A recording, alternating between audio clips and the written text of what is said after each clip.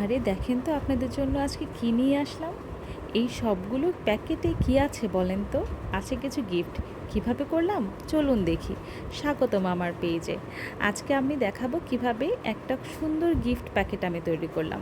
যে কোনো র্যাপিং পেপারে আপনারা যে কোনো সাইজ নিতে পারেন। আমি এই ছোট্ট একটা সাইজ নিয়েছি। তো এটাকে এরপরে আমি ফেভিস্টিক দিয়ে এভাবে দুই পাশ লাগিয়ে নিচ্ছি।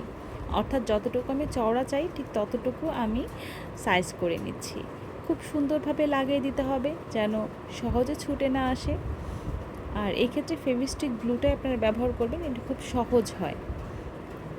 এক পাশে মুড়ে দেওয়ার জন্য আমি কিছুটা ভেতর দিক থেকে স্টিকটা লাগিয়ে নিচ্ছি ভালো করে, যেন এটা খুলে না আসে। খেয়াল রাখবেন যেন একটু ভিতর দিক থেকে লাগানো হয়।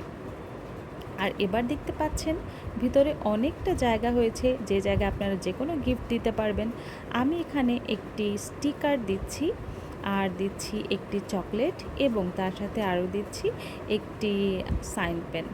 এই জিনিসগুলো আসলে বাচ্চাদের গিফট হিসেবেই আমি তৈরি করেছিলাম। আর আপনারা কিন্তু বাচ্চাদের সাথে নিয়ে এ ধরনের গিফট প্যাকেট তৈরি করতে পারেন। আশা করি সবারই খুব ভালো লাগবে এবং বাচ্চারাও খুব এনজয় করবে।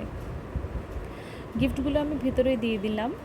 এবার আবারও অন্য পাশের মুখ বন্ধ করার জন্য আমি ফেভিস্টিকটা একটু ভিতর দিক থেকে লাগিয়ে নিচ্ছি, যেন সহজে খুলে না আসে।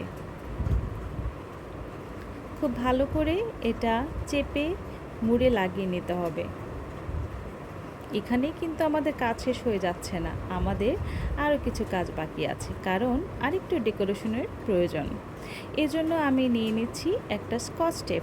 এই ধরনের ফ্যান্সি স্কচ টেপগুলো আপনারা যে কোনো স্টেশনারি দোকানে পেয়ে যাবেন। খুবই কালারফুল হয় এই ধরনের স্কচ টেপগুলো। আমি আমার র্যাপিং পেপারের সাথে ম্যাচ করে এই কালারটা নিয়েছি। দুপাশে এভাবে করে লাগিয়ে নিয়েছি যেন এটা একটা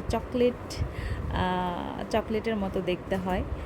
তো দুপাশে লাগিয়ে নেওয়ার পরে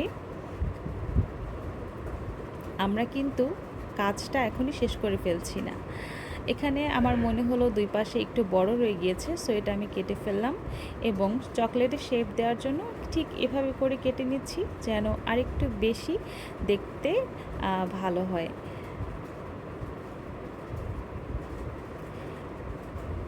এবার দেখেন কত সুন্দর একটা প্যাকেট হয়ে গেল। এটা যে পাবে তার মনটা খুশি হয়ে যাবে। সো আমি অনেকগুলো তৈরি করেছিলাম, কেমন লাগলো জানাবেন। আর ভিডিওটা ভালো লাগলে লাইক দিবেন, কমেন্ট করবেন। সবাই ভালো থাকবেন। আল্লাহ হাফেজ।